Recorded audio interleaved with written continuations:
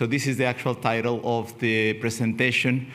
Just a quick update. So companies like to continuously change names. So the new thing for bioresorbable scaffolds is drug resorbable scaffolds. So just throwing this out in case you bump across this acronym DRS and DCB. So, the DES challenge. So I want to set the stage for my presentation by going over this slide. So when we started implanting these metallic stents, we were sold on the concept that this was a permanent solution, that we were kind of treating that coronary segment once and forever, and that is actually just many times a very somber and uncertain path for many patients where they have to go under multiple and repeated target lesion failures of different kinds, sometimes within the same segment or the adjacent segments. And this cycle goes on and on and on. And I think that's what we need to stop, this pandemic, and we need to start thinking of alternatives. And I think we are here for that purpose.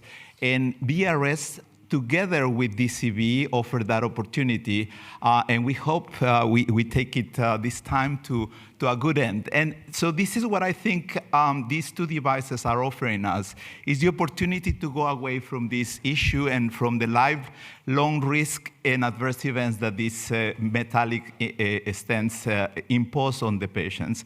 And it is very important to realize that one device provides temporary support, the DRS technology, and that's also helping us to prevent early recall and restenosis, while the drug elution may also have some impacts on anti-atherosclerotic effects, while continue to enhance the prevention of restenosis.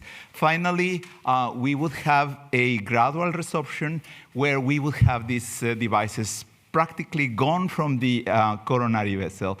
So we have to realize that that there is a lack of temporary support by the DCB technology. And so here is the one first proposal I want for the consensus paper.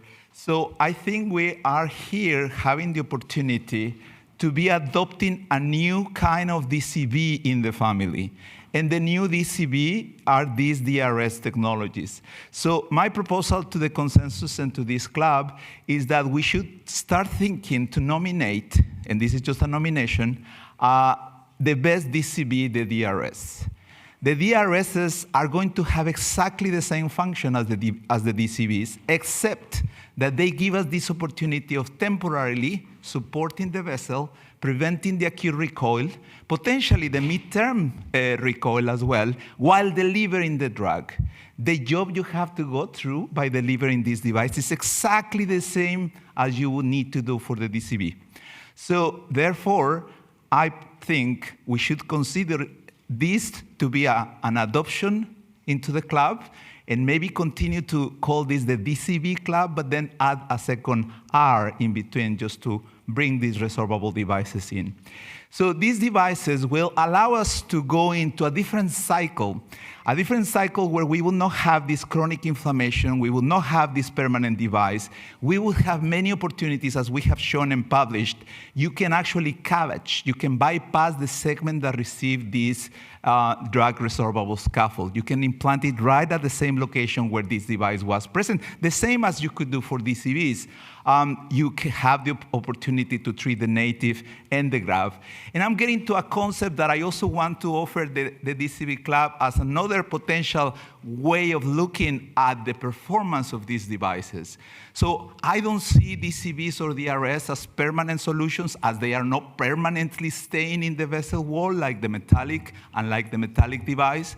And therefore, it gives us the opportunity to go into this cycle of touching and retouching the same coronary segment as the need arises. So why we need to get into this?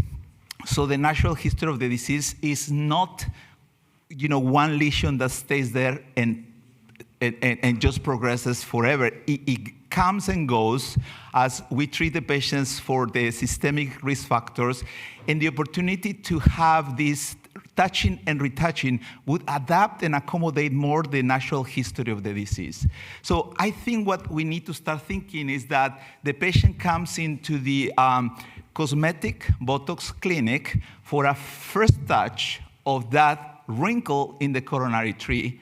Once the wrinkle goes away and a new one comes by, then you go in and touch again with another DCB DRS device.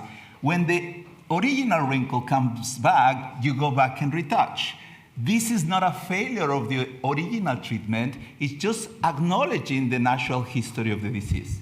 It's just accepting that we are not here to treat the disease or to cure the disease, but we are here to modulate the natural history of the disease by delaying the progression towards complications that we don't want to talk about. So this is a different cycle that the patient goes in that offers multiple opportunities. And I think Chema was already alluding to that. So we would have the opportunity to bring and adopt new systemic therapies that address coronary artery disease, potentially modify these local therapies to also accommodate drug delivery for those type of drugs. So this is a different approach, but we have to present this to the patient and to the community like an evolving approach of treatment